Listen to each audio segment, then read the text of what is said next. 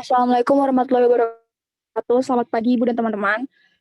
Kali ini kita akan sama-sama membahas tentang budaya Nusantara dan pengembangan kepribadian di Pulau Flores, Pulau Timor, dan Bali. Kami dari kelompok 3 beranggotakan, saya Feruza Belkis, absen 7, lalu Daniel Gilbert Nainggolan absen 5, Dimonika absen 6, Melania Tasya absen 14, dan Weni Mei absen 27.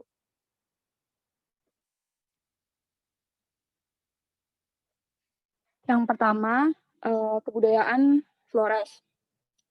Jadi Pulau Flores ini sebenarnya bernama Nusa Nipa, namun nama Flores berasal dari bahasa Portugis yang artinya itu bunga atau tanjung bunga. Pulau Flores termasuk dalam Kepulauan Sunda Kecil bersama dengan Bali dan NTB. Tapi secara administrasi, Flores ini termasuk bagian dari Provinsi NTT bersama dengan 3 pulau besar lainnya seperti Pulau Timor, Sumba, Kepulauan Alor, serta beberapa pulau kecil. Tadi ada 4 pokok bahasan. Yang pertama ini kita bahas tentang fakta demografis. Jadi penduduk Pulau Flores ini berjumlah 2,1 juta jiwa, yaitu 39,13% dari 5,37 juta penduduk Provinsi NTT berdasarkan data BPS tahun 2018. Daerah dengan penduduk paling banyak yaitu Manggarai sebanyak 0,89 juta jiwa, dan kabupaten terpadat yaitu Sika, setiap kilometer perseginya ditempati oleh 184 orang. Ada 8 suku bangsa, yaitu Manggarai, Riung, Ende, Larantuka, Sika, Ngada, Nagikeo, dan Lio. Nah, suku-suku ini tuh merupakan percampuran etnis Melayu, Melanesia, dan Portugis. Jadi itu hampir-hampir mirip antara fisik, budayanya, dan kebiasaannya. Lalu selanjutnya ada sistem religi dan keagamaan. Mayoritasnya beragama Katolik. Selain itu ada juga yang beragama Kristen Protestan dan sebagian kecilnya Islam. Namun ada 2 kepercayaan asli, yaitu Ampo dan kepercayaan kepada dewa tertinggi. Ampo ini merupakan kepercayaan kepada ruh-ruh nenek moyang atau poti. Kalau di bahasa Manggarai disebutnya andung. Dan ruh-ruh ini dipercaya berada di sekeliling rumah untuk mengawasi anggota rumahnya itu. Biasanya ada di tiang listrik atau di jalan-jalan dan pohon-pohon besar, terus ada di pagar rumah, kayak gitu. Nah, penduduk Manggarai percaya kepada makhluk halus juga atau Pelesina yang menjaga rumah dan halamannya, menjaga desa, nama ruhnya Nagagolo, dan menjaga tanah pertanian, nama ruhnya Naga Tanam. Lalu kepercayaan kepada dewa tertinggi ini kalau di suku Manggarai disebutnya Mori Karaeng, kalau di suku Ngada disebutnya Deva. Mori Karaeng ini dianggap menciptakan alam, menolong manusia, mengajarkan manusia seni tenun, dan membuat tuak atau semacam alkohol gitu.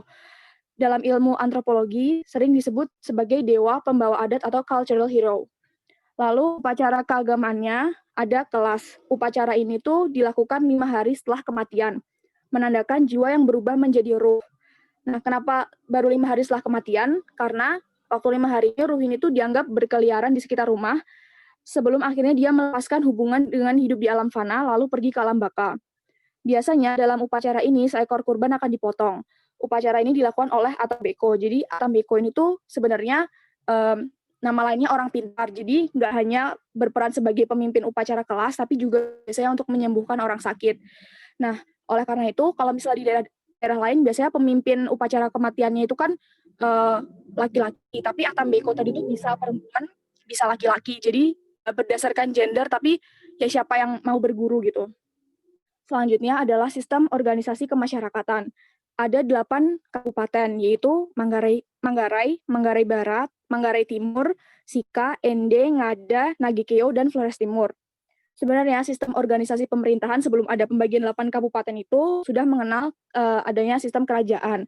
Yang pertama menguasai itu ada Kerajaan Bima dari Sumbawa Timur. Dia menguasai Flores Barat dan Manggarai Selatan. Flores Barat ini tuh awalnya dihuni sama orang Makassar. Kalau Manggarai Selatan tuh oleh orang Manggarai asli. Terus kemudian itu suku Manggarai itu minta bantuan Belanda yang saat itu menjajah untuk merebut daerah mereka kembali. Sampai akhirnya Manggarai Selatan ini, pribuminya ini akhirnya mendirikan kerajaan juga yang berpusat di daerah Cibal di bagian tengah dari Flores Barat. Dia terdiri dari 39 daerah kecil yang disebut dalu. Yang besar itu ada 5 dalu dan yang kecil-kecil itu ada 7 dalu. Tiap dalu terdiri dari sejumlah daerah khusus yang disebut gelarang Dan setiap gelarang itu terdiri dari sejumlah desa atau BO. Jadi ibaratnya tuh Dalu tuh kayak kabupatennya, terus Gelarang tuh kecamatannya, terus yang lebih kecil desa atau BO tadi itu.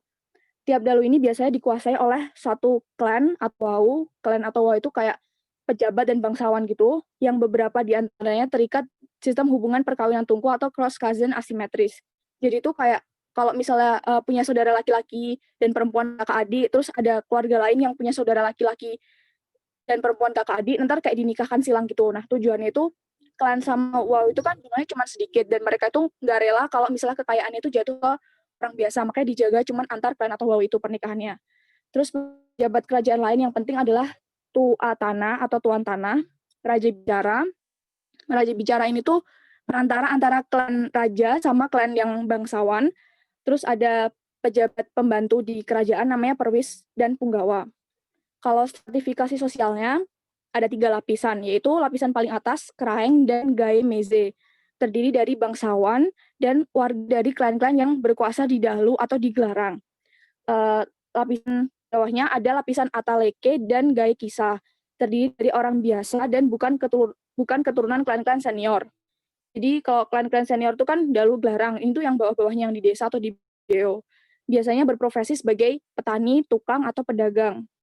Paling bawah ada lapisan budak, yaitu orang-orang yang ditangkap dalam peperangan, jadi dari suku lain atau dari daerah lain, terus orang yang mempunyai hutang tapi nggak bisa bayar hutangnya kembali, dan orang yang dijatuhi hukuman untuk menjadi budak karena dia itu telah melakukan pelanggaran adat.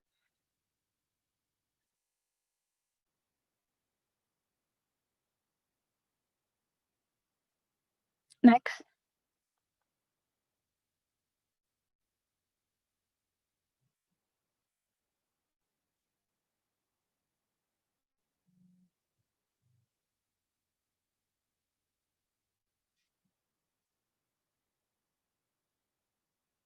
Sebentar ya Bu, agak ada lag.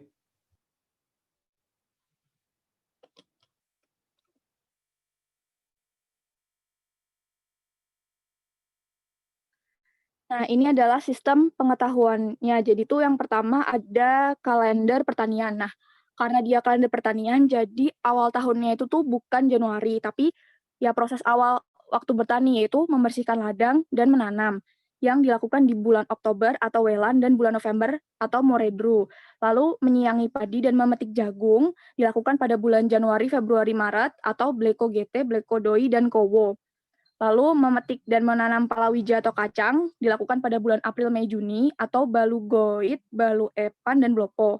Dan akhir kalender kerja pada Agustus September atau pupun porum blable oin ali dan ilin. Nah dia kan 2 kali menanamnya. Tapi yang dijadikan dasar, maksudnya yang jadi awal tahunnya itu Oktober karena dia tuh menanamnya bahan pokok seperti padi dan jagung. Sementara yang April, Mei, Juni itu kan menanamnya palawija atau kacang. Terus pada akhir kalender kerja itu mereka biasanya menikmati hasil taninya atau mempersiapkan untuk tahun pertanian selanjutnya.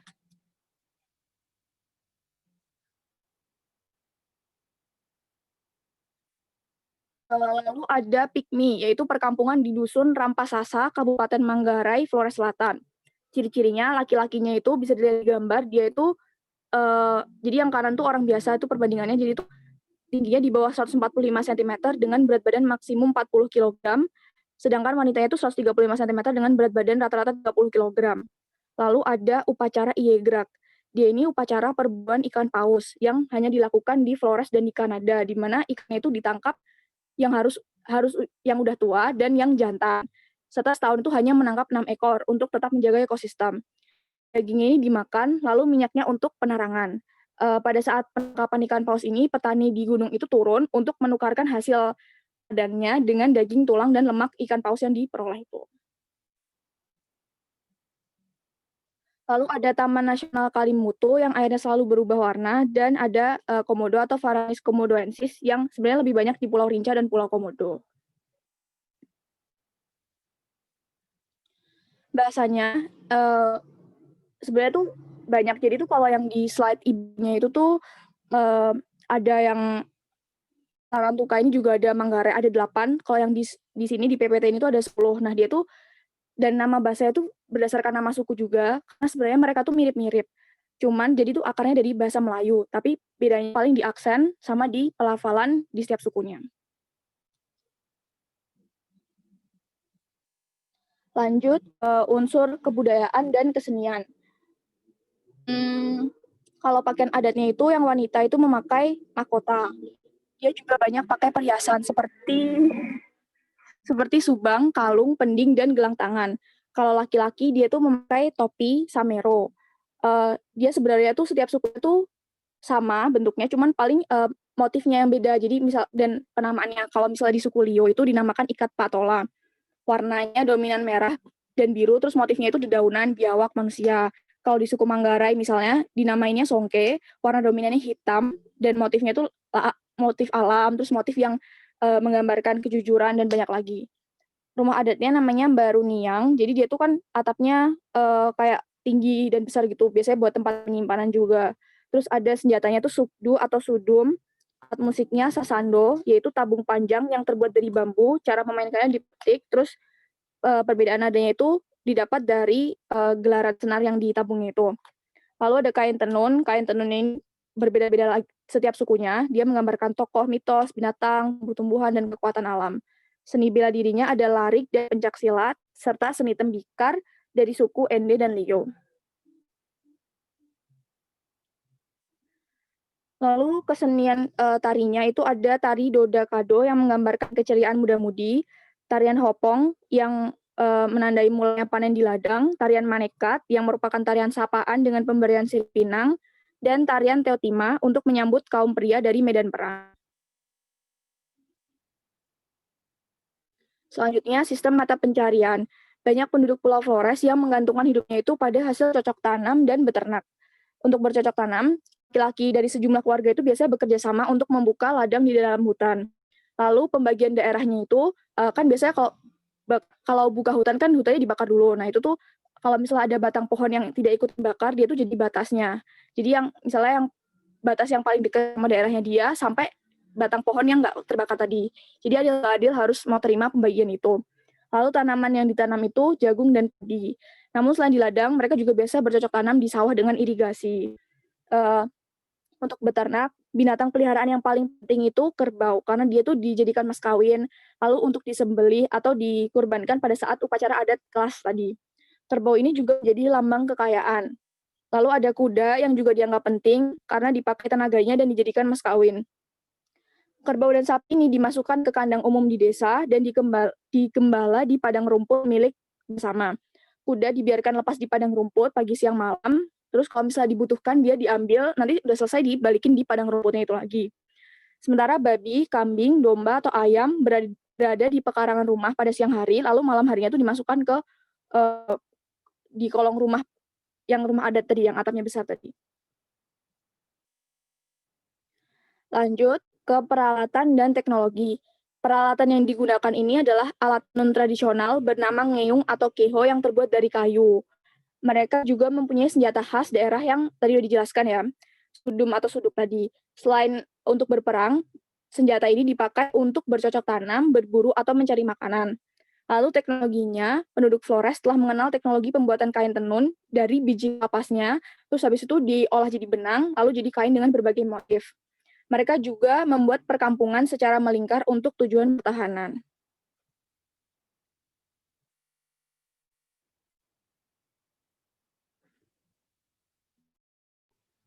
Lanjut ke masalah pembangunan dan modernisasi.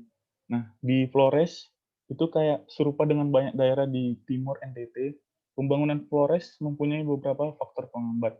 Yang pertama, tanah tidak subur, miskin akan sumber daya alam, dan iklimnya amat kering. Yang kedua, daerah Flores, kecuali daerah barat daya Manggarai, belum lama keluar dari daerah keadaan isolasi, tertutup dari hubungan masyarakat dan kebudayaan manusia. Yang ketiga, penduduk Flores terdiri dari aneka warga suku bangsa dengan bahasa yang berbeda-beda. Yang keempat, sikap mental dari penduduk masih terpengaruh oleh adat istiadat kuno yang feodal dan yang menghambat pembangunan. Nah, yang sambungan lanjutnya masalah pembangunan dan modernisasi. Nah, di Flores itu perlu teknologi bercocok tanam untuk memperbaiki alat bercocok tanam yang umumnya masih terbelakang, jadi masih sederhana gitu. Selain itu, perlu juga diperbaiki teknik irigasi dan cara pembuatan sawah, cara pemupukan, dan sebagainya. Daerah Flores cocok untuk peternakan walaupun belum berkembang seperti wilayah Timor dan Sumba. Untuk itu perlu bantuan modal dari pemerintah atau dari swasta. Terus ada keberagaman yang dimiliki penduduk Flores bisa menjadi modal dalam pembangunan daerah. Namun dalam pelaksanaannya terdapat kesulitan dalam proses perencanaan pembangunan di daerah yang disebabkan oleh keberagaman tersebut. Pesta adat yang biasanya menimbulkan pemborosan dapat juga disederhanakan. Agama dan pendidikan dapat memegang peranan penting dalam merubah sikap mental feodal dan kuno dari orang Flores menjadi sikap mental orang modern. Pendidikan tidak hanya formal di sekolah, tetapi justru pendidikan, pengasuhan, penerangan, dan pembinaan di luar bangku sekolah, seperti keluarga dan gereja. Kemudian, yang keempat ada isu terkini terkait budaya setempat. Nah, di akhir-akhir ini ada namanya Festival Lamohot, yaitu suatu upaya untuk melestarikan budaya di Flores Timur. Nah, pemerintah daerah itu melalui Dinas Kebudayaan dan Pariwisata mengembangkan melalui festival berbasis masyarakat. Festival ini dilaksanakan di dua wilayah, yaitu Lema dan Pulau Andonara. Nah, di festival ini berusaha untuk menggali dan menegaskan kembali ikatan kekerabatan serta kesatuan kampung-kampung adat yang dijaga dengan ritus-ritus serta janji adat sejak zaman lampau.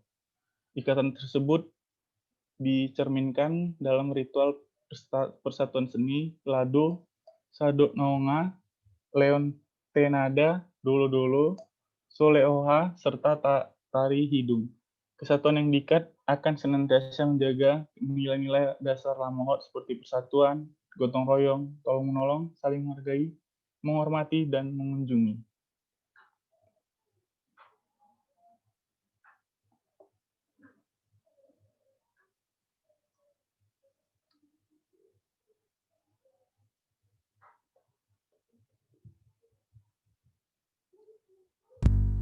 Baik, kali ini kita akan membahas tentang kebudayaan suku De Timur. Maka dari itu izinkanlah saya untuk men-share screen.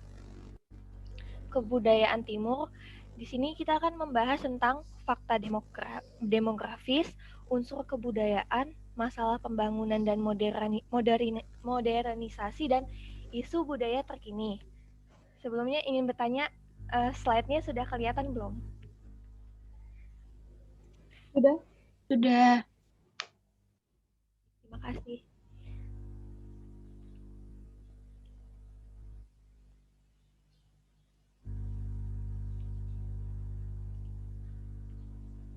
Fakta demografisnya, maaf agak ngelak. Penduduk Timor berjumlah 1.596.723 jiwa, di mana 49,34%-nya laki-laki. Data ini menurut buku data tahun 2013. Terdiri dari suku bangsa Kemak, Rote, Helon, Buna, Belu, Marae, Antoni, dan Kupang. Unsur kebudayaannya mayoritas beragama Katolik. Selain itu ada juga yang beragama Kristen, Protestan, dan Islam. Kepercayaan aslinya mereka percaya bahwa adanya Dewa Langit, atau mereka menyebutnya Uwis Neno. Dewa Langit itu pencipta alam dan pendidikan kehidupan di dunia. Dan ada Dewi Bumi atau Uwis Afu. Dewi Bumi ini dewi yang mendampingi Uwis Neno. Upacara keagamaan, upacara yang ditunjukkan kepada Uwis Neno terutama bermaksud untuk meminta hujan, sinar matahari, mendapatkan keturunan, kesehatan, dan kesejahteraan. Upacara yang ditujukan kepada Uwis Afu untuk meminta berkah bagi kesuburan tanah.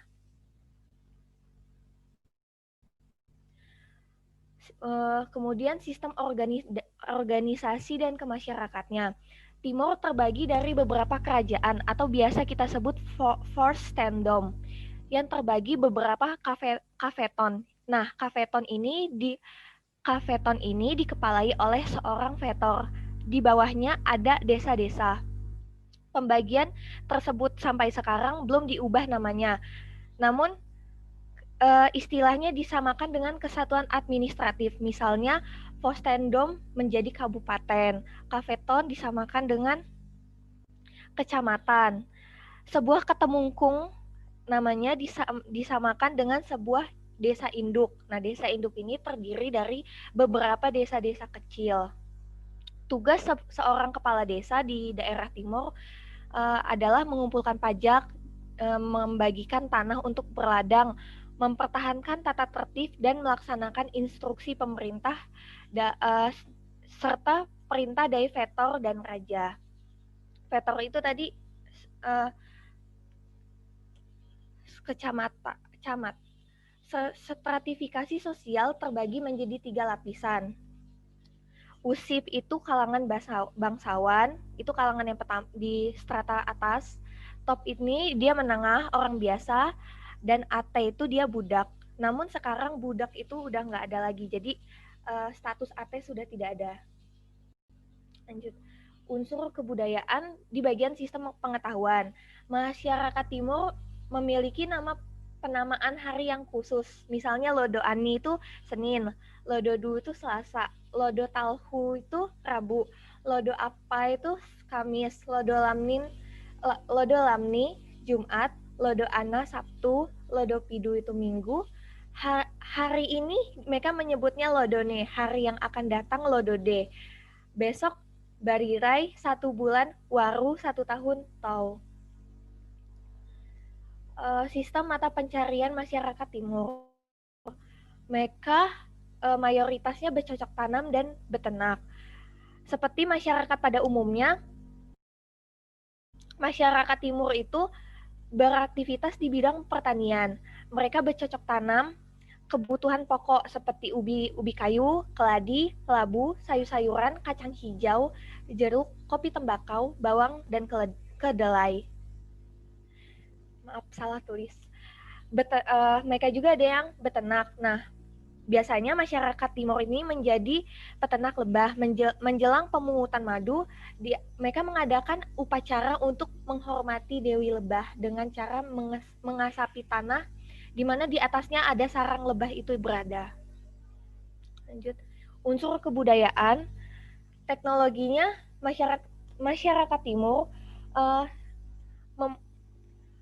sering kali membuat kain tenun. Nah, pembuatan kain tenun ini sudah dilestarikan berabad-abad tahunnya, dan mereka membuat kain tenun itu dari pewarnanya dari bahan alami. Kemudian peralatan untuk membuat kain tenun, dan ada senjata khas daerah. Lanjut, masalah pembangunan dan modernisasi. Hingga saat ini, masyarakat timur masih diselimuti kendala pembangunan, karena tanah di daerah timur tidak subur. Sumber daya alamnya terbatas, musim kering di timur juga biasanya panjang. Susunan masyarakat seperti strata hingga tradisi yang kuno. Pendidikan masyarakat timur terbilang cukup minim. Sikap masyarakat masih terpecah-pecah. Oleh karena itu dibutuhkan insentif dari pemerintah seperti tunjangan pendidikan, pembangunan infrastruktur, dan fasilitas kredit. Seperti yang kita tahu ya, masyarakat timur masih menganut strata kelas sosial. Kayak tadi ada yang kelas bangsawan, kelas menengah, sama budak, tapi budak sudah tidak ada. Isu terkini budaya setempat. Budaya atau kebiasaan orang timur itu biasanya makan sirih pinang, di mana kebiasaan ini turun-temurun dari nenek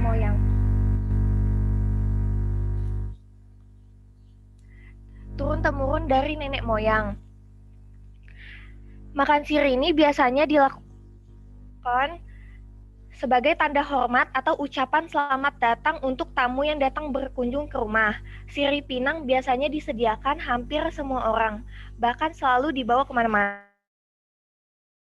Nah, kalau di rumah itu nggak ada sirih pinang dan ada tamu, biasanya tuan rumah merasa tidak enak terhadap tamu karena sirip pinang itu bagian dari tanda kalau mereka menghormati tamu yang akan datang. Lanjut ya. Selanjutnya, saya akan membahas tentang kebudayaan Bali. Next. Ya, bentar.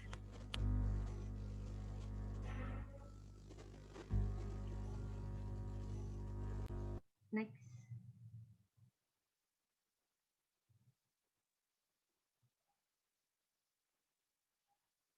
Yang pertama, tentang fakta demografis. Suku Bali atau dalam bahasa Bali disebut juga Wong Bali atau anak Bali atau Krama Bali. Suku ini merupakan kelompok etnis yang berada di mayoritas Pulau Bali. Jumlah populasinya itu sekitar 3,3 juta jiwa. Nah, di Bali itu terdapat dua golongan besar, yakni suku Bali Aga yang merupakan masyarakat asli Bali dan juga orang pendatang atau yang disebut juga dengan Wong Majapahit, karena dulunya orang-orang ini tuh berasal dari kerajaan Majapahit. Next.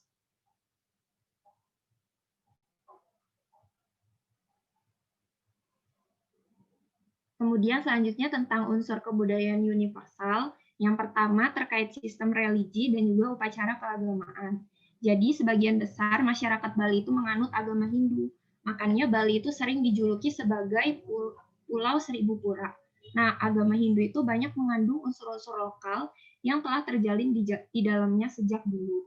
Di dalam kehidupan keagamaannya itu, orang Hindu percaya akan adanya satu Tuhan dalam bentuk konsep Trimurti dalam 3 wujud. Yang pertama, wujud Brahmana yang menciptakan, wujud Wisnu yang melindungi serta memelihara, dan wujud Siwa yang meleburkan semua yang terlihat usang dan tidak layak berada di dunia. Nah, selain itu, orang Bali juga percaya akan berbagai dewa dan roh yang lebih rendah dari Trimurti dan yang mereka hormati dalam berbagai upacara bersaji. Agama Hindu juga menganggap penting konsepsi mengenai roh abadi atau Atman, adanya buah dari perbuatan atau yang disebut karma pala, kelahiran kembali dari jiwa atau yang disebut purna bawa, dan kebebasan jiwa dari lingkaran kelahiran kembali atau yang disebut moksa. Semua ajaran itu bermaktub dalam kitab suci Weda. Nah, sebenarnya selain kitab suci Weda, orang Bali juga menggunakan kitab-kitab Purana yang membicarakan moralitas Mahacerita seperti Mahabharata dan Ramayana. Next. Nah, ini adalah salah satu pura umat Hindu terbesar yang ada di Bali, namanya Pura Besaki. Letaknya itu di di Kabupaten Karangasem, dekat Gunung Agung. Next.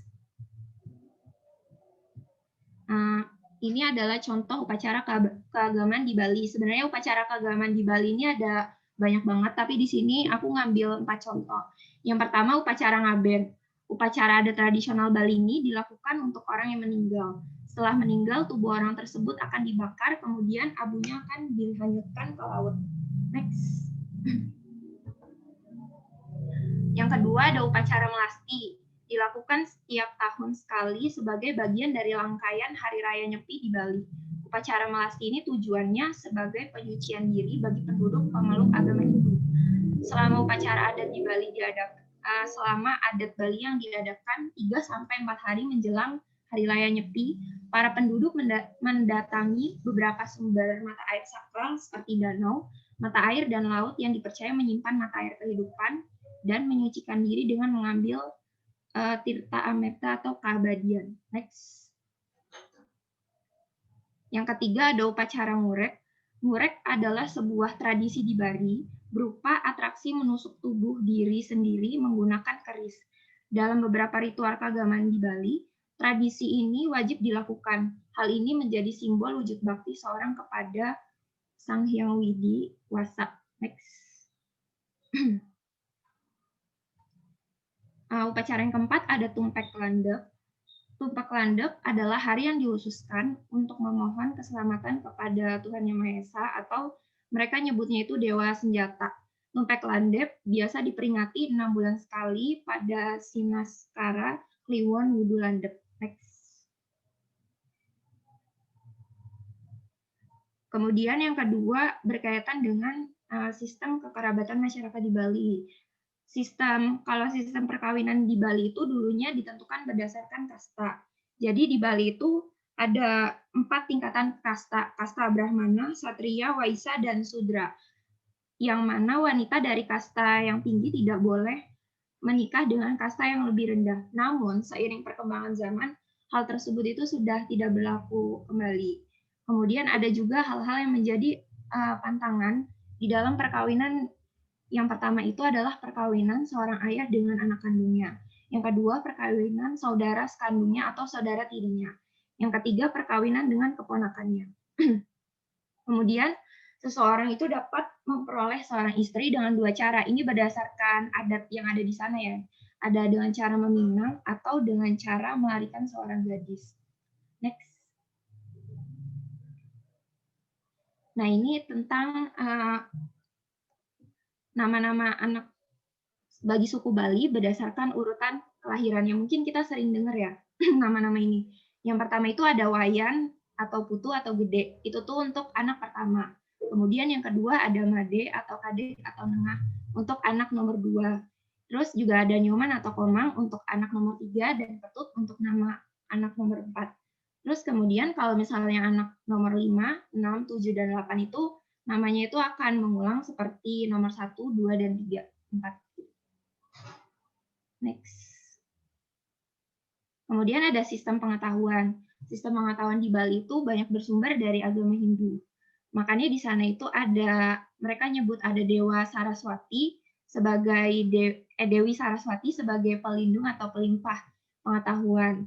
Terus di sana itu ada hari raya untuk memperingati Hari Saraswati atau hari pengetahuan, di mana semua pusaka, kontak, dan alat tulis untuk agama itu dibersihkan. Next. Terus Bali juga punya sistem kalender. Sistem kalendernya itu mengkombinasikan antara kalender matahari atau yang disebut kalender solar, kalender bulan, dan juga satu lagi kalender tika.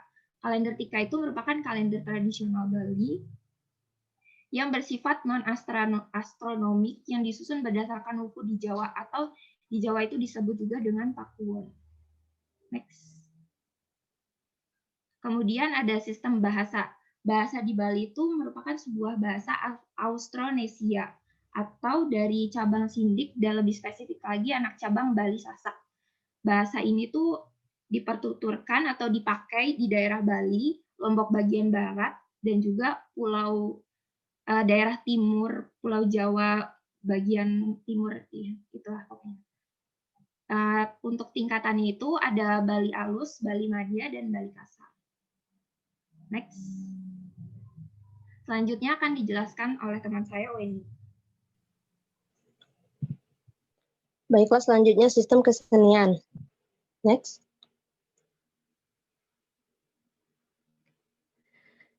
Jiwa kekayaan masyarakat Bali berkembang dalam hampir segala bidang, seperti arsitektur, bangunan rumah, rumah ibadah, istana, perlengkapan desa, dan lain-lain.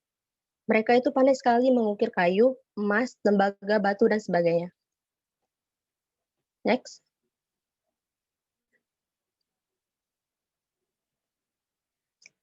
Nah, kesenian yang pertama itu ada seni tambang. Masyarakat Bali membedakan seni tambang ini menjadi 4 kelompok. Yang pertama ada gegendingan. Gegendingan itu sekumpulan kalimat bebas yang dinyanyikan. Isinya pada umumnya pendek dan sederhana. Yang kedua ada sekar agung. Sekar agung atau tembang gede. Itu lagu-lagu yang berbahasa Kawi yang diikat oleh guru lagu. Pada umumnya dinyanyikan dalam kaitan upacara, baik upacara adat maupun upacara agama. Next. Yang ketiga, seni tambang itu ada sekar madya, yaitu jenis-jenis lagu pemujaan. Umumnya dinyanyikan dalam kaitan upacara, baik upacara adat maupun upacara agama juga. Dan selanjutnya ada sekar alit, yang biasa disebut tembang macapat. Gaguritan atau pupuh, terikat oleh hukum pada lingsa. Nah, sekar atlet ini terdiri dari guru wilang dan guru dingdong. Guru wilang itu adalah ketentuan yang mengikat jumlah baris pada setiap satu macam pupuh, serta banyaknya bilangan suku kata pada setiap barisnya. Next. Selanjutnya ada seni karawitan, disebut gamelan atau gambelan. Nah, dalam gamelan itu ada alat musik tabu, gesek, tiup, petik, dan sebagainya. Gamelan Bali itu berbeda dengan gamelan Jawa. Gamelan Bali bunyinya itu lebih khas, seperti bunyi meledak-ledak, berkecepatan tinggi, dan gendingnya yang dinamis. Next. Yang ketiga, di kesenian Bali itu ada seni drama dan tari. Nah, seni drama dan tari itu berikut contoh-contohnya. Ada arja. Arja itu seni yang berbentuk teater seperti opera. Terus ada barong. Barong itu sejenis tarian yang saat ini sering dijadikan hiburan bagi masyarakat Bali. Dulunya barong itu merupakan ritual karakter di Bali. Yang ketiga ada drama tari Ca. Itu jumlah penarinya antara 50 sampai 150 orang pria. Tahu tari cak-cak. Terus yang keempat ada calon ranang. Calon ranang atau calon arang merupakan salah satu cerita rakyat Bali yang dijadikan drama tari untuk menghibur masyarakat Bali. Terus biasanya tema calon arang itu bersifat mistis atau horor. Dan yang kelima ada janger, yang keenam legong, 6 pendet. Masing-masing penari membawa sangku, kendali, cawan, dan perlengkapan sesajen lainnya. Selanjutnya. Next. Tarian di Bali. Tari Bali itu terdapat tari pendet, yaitu tari yang dimainkan untuk penyambutan kedatangan para tamu-tamu undangan dengan menaburkan bunga-bunga. Tari pendet dimainkan oleh seorang wanita. Awal mulanya tarian ini hanya digunakan ketika adanya acara-acara ibadah di pura sebagai bentuk penyambutan kepada dewa yang turun ke dalam bumi. Kemudian ada tari kecak. Tarian ini dimainkan oleh puluhan laki-laki sambil duduk melingkar. Tari kecak ini menceritakan tentang kisah cerita Ramayana ketika baris seekor kera membantu Rama untuk melawan Rahwana. Lagu yang mengiringi tari kecak ini diambil dari ritual-ritual tarian Sahyang, melakukan hubungan komunikasi dengan Tuhan atau dengan roh para leluhurnya. Next. Selanjutnya ada tari Panji Semirang.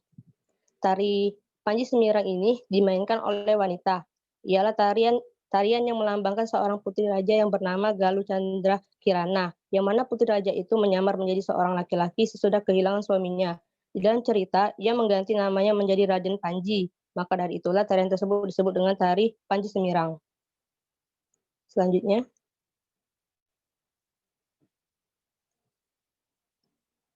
Sistem mata pencaharian di Bali. Next. Berbagai sistem mata pencaharian di Bali, yaitu ada pertanian, yang mana kehidupan ekonomi suku orang Bali tradisional bertumpu kepada pertanian.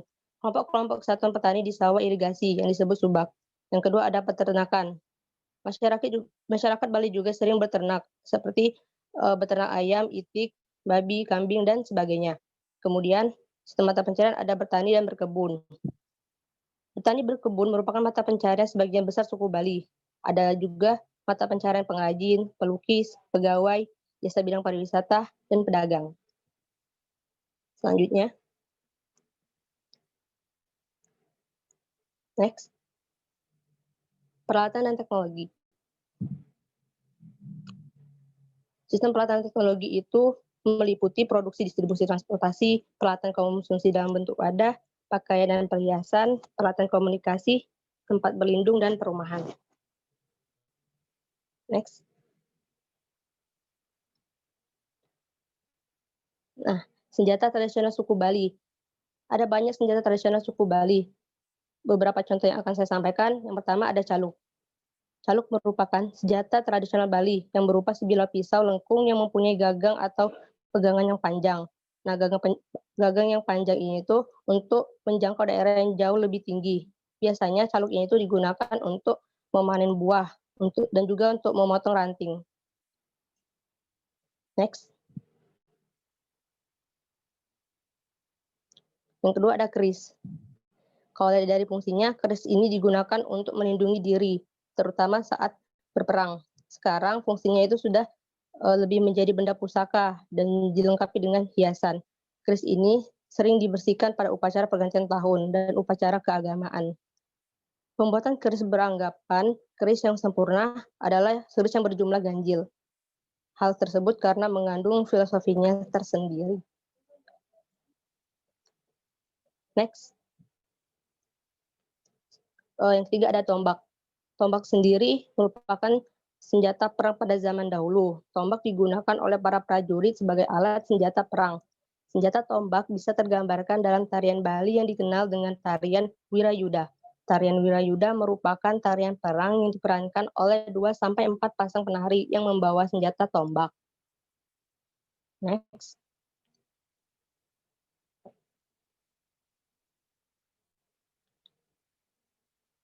Bangunan rumah dan tempat beribadat. Nama rumah adat Bali dikenal dengan Gapura Candi Bentar, sebuah rumah adat yang di dalamnya memiliki banyak bangunan-bangunan pendukung sebagai kesatuan dari Gapura Candi Bentar. Pada bagian depan terdapat gapura yang merupakan 2 bangunan candi yang sejajar. Ini adalah untuk masuk ke area halaman rumah. Di bagian depan rumah, setelah memasuki gapura Candi Bentar, biasanya terdapat pura atau tempat ibadah umat Hindu. Pada gapura Candi Bentar, biasanya juga terdapat anak tangga dan pagar besi yang terhubung dengan gapura. Sementara letak pura biasanya terpisah dari bangunan lainnya. Hampir setiap rumah adat di Bali memiliki gapura Candi Bentar di bagian depan rumah mereka. Next.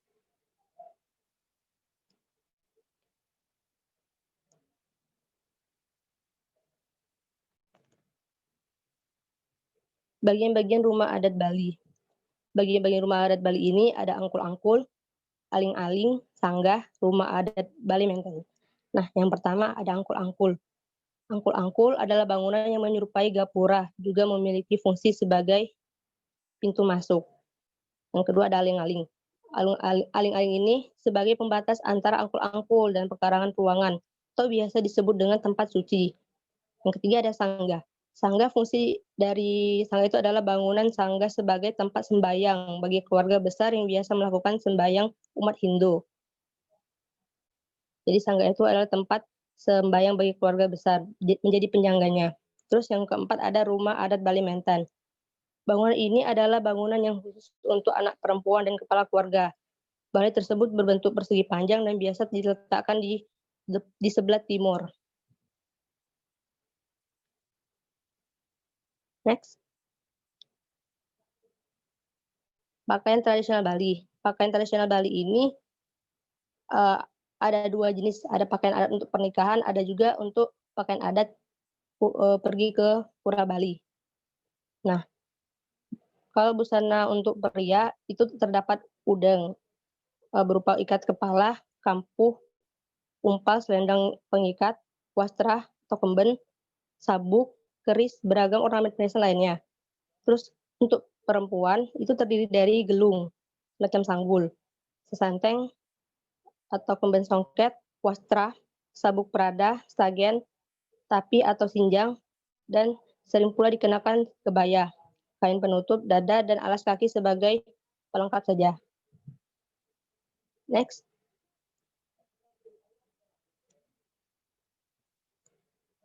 Masalah pembangunan dan modernisasi di Bali. Dalam pembangunan di Bali, gedung itu tidak boleh melebihi pohon kelapa atau kurang lebih 15 meter karena akan merendahkan kesucian tempat ibadah mereka, yaitu pura. Contoh, PLN kan membangun yang listrik yang tinggi, dan yang listrik yang tinggi tidak dapat dilakukan kalau melebihi tinggi pura. Yang kedua, ada dalam agama Hindu, gunung dan hutan adalah suci. Merupakan sumber gunung dan hutan itu kan suci, merupakan sumber kehidupan. Oleh karena itu, untuk membangun jalan, bangunan tidak sesuai tidak dapat dilakukan. Next.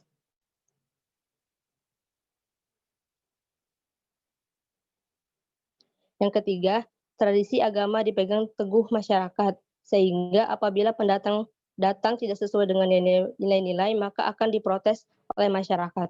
Contoh, sebagai tujuan pariwisata, Bali menghadapi budaya asing yang masuk bahkan sampai ke desa-desa. Terdapat kafe dengan kebiasaan turis yang datang yang memiliki nilai-nilai budaya yang berbeda dengan masyarakat Bali. Hal ini akan menggurus nilai-nilai dan budaya yang ada di Bali, sehingga perlu mendidik masyarakat yang mencintai budayanya sendiri. Next. Isu terkini budaya setempat. Seperti tahun 2019 pada bulan April kemarin, terdapat festival di Bali. Nah, salah satu festival yang diadakan itu adalah gamelan Bali. Nah, gamelan Bali ini kan adalah salah satu jenis alat musik tradisional di Bali. Terus, gamelan ini biasanya ditampilkan sebagai pengiring suatu pertunjukan kesenian di Bali, baik sakral maupun hiburan. Banyak warga negara asing yang berkunjung maupun yang menetap tinggal di Bali tertarik dengan kebudayaan Bali, baik tari, alat musik, kerajinan, dan lain-lain. Pada April 2019 ini diadakan Pesta Kesenian Bali atau PKB yang ke-41. Tak disangka, grup Tunas Mekar asal Colorado, Amerika Serikat ikut memeriahkan pergelaran seni budaya Bali. Pria wanita berpenampilan tinggi dan putih dengan rambut pirang kecoklatan tampak bersemangat memainkan gamelan Bali. Hal ini memotivasi penduduk lokal Bali untuk tidak kalah bersaing dalam memainkan alat musik kebudayaan lokal dan tetap melestarikan kebudayaan Bali dengan cara diadakannya festival seperti Pesta Kesenian Bali yang diadakan April 2019 kemarin.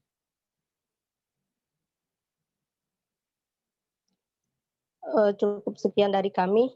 Saya kembalikan ke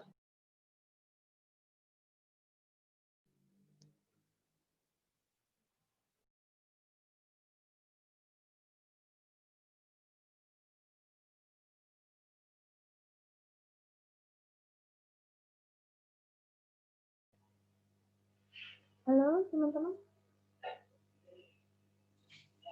Halo Bu. Oke, udah selesai ya? Iya, Bu. Suaranya Selesai. terputus. Oke, sip. Baik teman-teman kelompok 3, terima kasih atas presentasinya. Seperti biasa, nanti tanya jawabnya kita lanjutkan di WA ya, supaya saya bisa mencatat juga. Pastikan Bu. dari teman-teman semua. Oke, nanti silahkan pertanyaannya tuliskan, kemudian dari kelompok 3 ya, bisa menanggapi pertanyaan tersebut. Oke, terima kasih semua. Kita leave Zoom meeting-nya ya. Siap Baik, Bu. Bu.